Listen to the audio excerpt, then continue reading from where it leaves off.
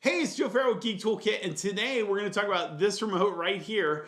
This is the BestJoy SuperRemote, and it's a beautiful remote. But I'm going to tell you something. If you follow my channel, you know I only like gadgets that do something very different or interesting or unique. This thing's unique. Let me tell you. They said that it would work with Home Assistant. I was like, okay, I want to know how. Send it out to me. Send me this remote. Let's take a look. So we're going to talk about that in this video. But the first thing I want to do is just show a demo of this thing working. Okay, so let's do something different. Let me start out with a little bit of a tour of this theater that I've been working on. Here's some 3D printed props, some that I've made, some that some dear friends have made. Got Indy's hat. But the thing is, I've tried to hide a lot of the technology to really let the props stand out. You can see, of course, in these floating shelves, there's probably a lot of stuff going on in there. And there's some stuff going on back there. But for the most part, a lot of things are hidden. And then there's the subject of today's video, this remote. And you can see it's got an Oled screen, LED lighting here. We've got basically a trackball. And on this remote, if you read the Oled display, there's basically these buttons are all labeled. And this one here converts this theater, well, into the technological marvel that I've been designing it to be. So we get backlights on the TV, automatic curtains closing. The smart lights are revealed as they are individually addressable. Starlight up at the top. I've been watching The Last of Us, so the Dynaframe switches over to a digital movie poster mode. Over here you can see the Govee backlight on the TV. The TV has a Samsung, which is turned on. And when you start thinking about all the stuff that just happened with a remote button, well, that becomes why I wanted to demo this remote. Let's talk about all of the technologies this remote just controls, because that was crazy. Shades that came down are IKEA shades. Those are Zigbee based. The shades that closed are SwitchBot shades. Those are Wi-Fi. The projector that did the Starfield and the Nebula on the ceiling, that is a Tuya Cloud API. The lighting in the ceiling are Wiz lights. Two of those lights in the front turn off. The two in the back switch to blue. So we've got not only a dimming and light control, but individual control of the lights. The lights in the kitchen that turned off, those are actually Z-Wave lights, also on dimmers. So totally different lighting system there that's being controlled. It was all controlled via this one remote. And a small box that is an accessory of this remote, which is an MQTT bridge. That's the magic of one of the things about this remote is it can send an MQTT command with a programmable OLED display to give you a friendly name for what that command is. And then on the Home Assistant side, you can receive that command as a signal and decide what you want to do. That is incredibly powerful. If all this remote was an OLED screen with buttons that let me send MQTT commands, I would buy this remote for that alone for my own personal use. If you're in Home Assistant and looking for something like that, that's small, portable, easily chargeable, it's got a magnetic charging port on the back. This thing actually pops out and is a USB-C port, so there's nothing proprietary there. If you want to just, charge it with USB-C. It's incredibly powerful for that. Now, I'd be amiss if I didn't talk about all of the other stuff this remote does. It is a smart remote. It is programmable. It has the ability to receive IR commands and memorize them and then re-emit them. So that means that I can take a remote, point it at it, and control it, program it that way. It also has RF and can learn 315 megahertz and 433 megahertz, so it can learn RF commands and re-emit those as well. That means that if you have like a ceiling fan with what would normally be a proprietary remote control, this can also control that ceiling fan. It's pretty cool. It also does Bluetooth. So my Samsung TV is actually a Bluetooth TV, or the remote's Bluetooth. And when I program this for that, it basically took over and emulates that same remote, does almost all of the commands. Now I say almost because there's 3 it doesn't do.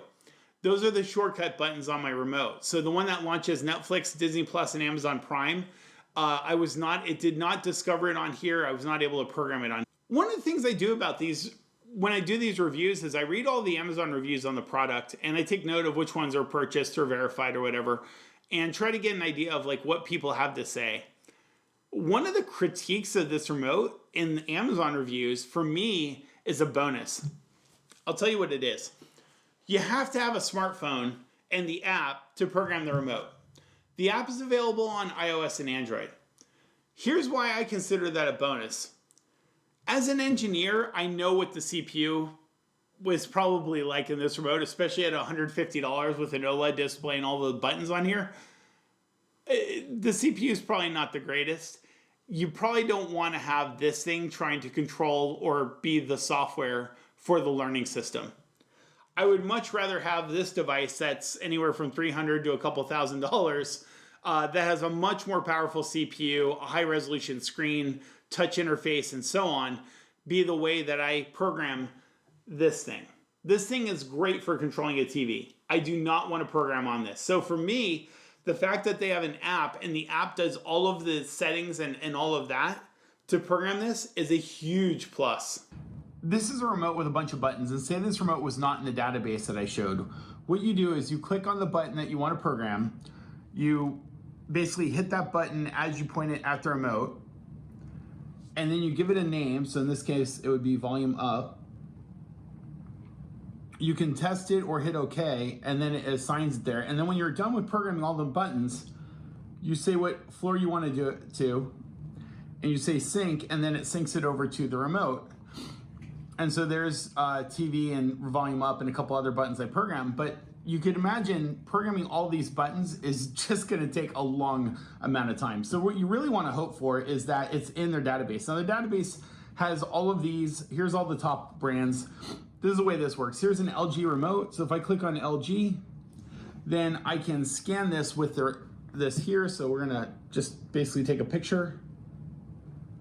And that picture, it will try to recognize. Now, here's the thing. Here's what this remote looks like. At the bottom is the code for the remote. I wish that they would just have me take a picture of this and use that with a simple text base, but they say that they have this AI thing. Here's the thing. I don't know if I believe them because like this remote came up. You know, AI is pretty good nowadays, so I would expect it to be a lot closer, or at least key on like, okay, there's 4 colored buttons down here. These remotes just look like generic LG remotes to me. I don't know if it's actually using AI or if it's just keying off the brand, but whatever the case, you know, that remote is pretty close. Now it's a Chinese version of it, but it's got the 4-way, it's got volumes and so on. It's very, very close. You can see the buttons or the code at the bottom is there. So from my experience with a couple of the items that I've tested, it's worked okay, but it's not 100%, and I really question this part here. Now, there's also popular models, and you can do it by model name here. But again, you know, this is an AKB. It doesn't even show in here, so I don't know. Now, here's the thing, though. If you are matching it like this, you select this here, you say next, and then you say, you can rearrange the buttons, like you can basically rearrange any of these if you don't want them here or whatever. You can select different screens. And then you say done, save. You say which floor, I'm gonna say it's the first floor living room. And then say sync, and watch how fast this is. Boom, that entire remote is programmed now. And there's the different screens. Let's see, if I go to LG, if I go up and down, there's the number screen, there's the other screens. All of these buttons, this will match up to here. So it does a really good job when the remote's found or something close enough is found. I just want to show that experience. If it's a good experience or not, I'll let you judge. It's worked for me, but definitely if you're very picky and you want like your keys to be exact, or if you're expecting things to match up with the AI, it's not there yet. The other thing I thought was really cool about this is it does have this concept of activities. And a number of remotes do this, but if you haven't used the smart remote, it's a very important concept to understand. An activity, a device-based remote or device-based programming, like if I program this to be this Roku remote, for instance, then this thing will probably say Roku and all the buttons will make it look like this remote. That's okay for very basic stuff, but it really doesn't take advantage of what this thing is capable of. What you really want to do is activity-based things. So here's an example of an activity. If I'm going to go in my living room and watch TV and I have a receiver for my audio, I've got my TV and I've got my shades, then I might want to have this programmed as an activity where it's like watch TV and there's a button. And when I hit that button, it turns on the receiver, turns on the TV, and closes the shades. That activity-based approach means that one screen programs multiple different devices. And this has that concept in it. I think that's super powerful and I love that. It's very similar to how I felt when I got into home automation and I stopped looking at my kitchen as a room that has like 4 light switches and more of it as a room that has things I can turn on and off, and the light switches were just my inputs. It's a very similar concept, and when you get used to thinking about it and wrapping your head around, I'm going to sit down and have an activity of like, I'm going to play games, or like, I'm going to play Xbox, or I'm going to watch TV, or I'm going to read a book, then you can make this remote really be magical and tie into a home automation theme. I said I was going to talk about how this thing controlled that demo, and I wanted to separate that out as its own section because it's kind of interesting what they did. The box is a Wi-Fi to MQTT bridge that talks to the remote. When I hit a number on the remote, it sends that number to that MQTT and it publishes it as the MAC address / the number under a up channel. And then there's also a down channel that can be used to send something across MQTT to the box to re-emit RF signals. What that means in English and what it looks like in Home Assistant is I can program 6 screens worth of numbers here, and I can say I want to send 01 as a MQTT message, and then in Home Assistant I can say when I get 01 go do this. On here I can actually program it to say what I want to call that activity. So that's why you saw like theater off or shades open. I can give it a friendly name, and then I can say what signal it sends. And then on the Home Assistant side, I could just say, when you get the signal, go do these things. That means that one signal can do, if you start tying in the automations and scripts and scenes, can control anything in the house. I could have it where I hit a button and every light in my house turns off. My TVs turn off. You have a good night button or whatever. It's very, very powerful. Okay, so now I want to get into a little bit of deeper what my thoughts are on this remote. It made me realize something interesting about home automation. It was something that I kind of realized when I started doing the tablet videos. And those tablet videos were very polarizing, by the way. Here's the thing about the tablet video. If somebody approached home automation as a single person and they were the only one that controlled their home, they didn't get it. And I get that. If I was the only one that was controlling my home, I could see where that would be a thing. But if I have a daughter, I have friends that come over, you might have people that you're renting to, stuff like that. You might have other people you want to control your home. When you're in that state, then there's an accessibility problem with home automation. Voice commands fail because you have to know what voice commands to do. Tablets are cool on the wall and they're great for like security systems and stuff like that, but they are mounted to the wall and it's a bit of an infrastructure play when you do that. Smart switches that are things like macro switches, again, not very intuitive to control the home, but they're okay. But you typically, maybe you get like 4 or 5 buttons max, and then you start getting into a thing where it's like hit this button twice to do something. This remote makes my home incredibly accessible. A significant other, a girlfriend, my daughter, whoever can pick this thing up and use this and control and make the most of my home automation and get that full experience. When my daughter goes to watch TV, she can hit that button and have the laser projector go on, the curtains close, all of that stuff. How else would I have her do that? Like I tell her to hit, I think the equivalent button on the wall is like hit a button twice or something. It's just not intuitive. It's not accessible. That's what this remote made me realize, is that this brings a level of accessibility and friendliness to home automation that is pretty crazy. It's really quite, it's great. Because I love home automation. I love the technology, but not everyone else does, and they don't want to have to fidget or fiddle or log into an app or download an app to use my stuff. This remote just does all that, and I don't have to give them access to do it. They can use the remote and control exactly what I want to expose, how I want to expose it. So that was kind of my deeper thought about this remote, is that it's very similar to the tablets and that kind of stuff, in that you can program it for a room, for people, and they can control everything. Okay, let's wrap this thing up and talk about what I like and what I don't like. I like that it has USB-C charging. I like that they give it a magnetic connector that you can pull out. Standards-based charging is awesome. It's something that a lot of remotes don't do. A lot of them will have proprietary cables, and that sucks because you lose them. They're expensive. They're not long enough. You might want one in different rooms. All of these reasons. Having a USB-C cable is super nice, but also having the magnetic connector as an option, it's just a convenience factor. It's one of those things where they went above and beyond.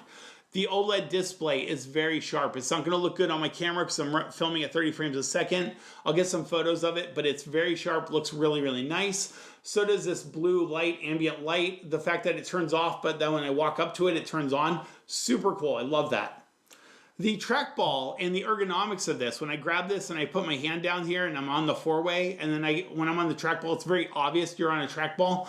Very cool. Things like the trackball being able to emulate a mouse, also very cool. The fact that it hooks to Home Assistant, has an accessory to hook it to Home Assistant and does it via MQTT and not some crazy proprietary integration, also awesome. Like, everybody should learn from this. This is how you do this. I love that. Things that are tough about this. The IR learning is very, very hard. I shouldn't say it's hard. It's tedious, because if you have to do every button on another remote to program to this, that sucks. The database on this thing didn't feel as expansive as I would have liked it. I mean, my Samsung TV, pretty big brand name there, and that TV is a year old. It's a Q85. The thing about that remote is it has those quick buttons, and I didn't find that exact remote in their database. That means those quick buttons aren't working. Now, I do have a question out to them. I'll put the answer in the description when they get back to me to find out, like, how fast can they update that database. But that database becomes such a big deal, especially when the only ways to program this are either learning or the AI database. So you really want that AI database to be primo. The other thing about that AI database that I wasn't super happy with is when I took a photo of a Samsung remote, I expected remotes that looked just like that.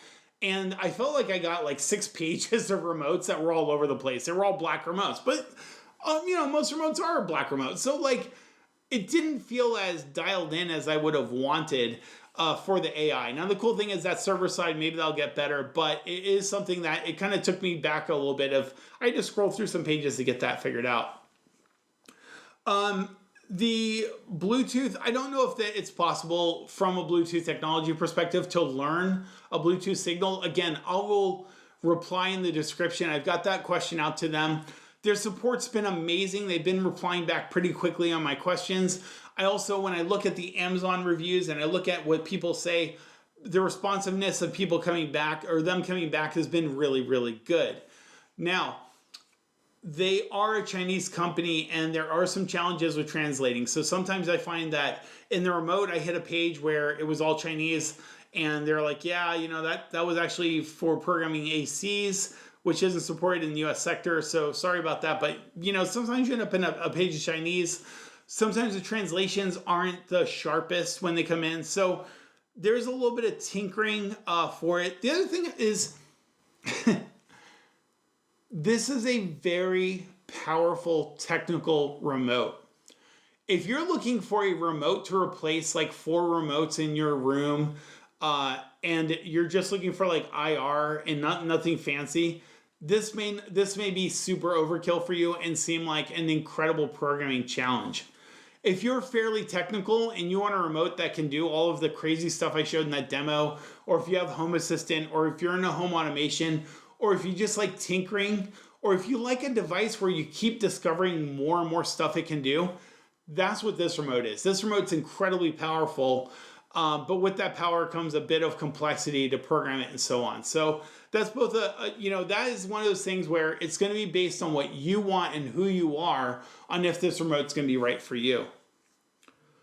For me, the guy behind Geek Toolkit who loves home automation and loves programming remotes to do crazy weird things and loves that I have a theater now that this thing just lights up and makes magical, and that my daughter will be able to use this to do a lot of fun things. This remote's awesome. I love it. So I want to thank BestJoy for sending this out to me. If you have any questions, ask them in the description below. I will do my best to answer them.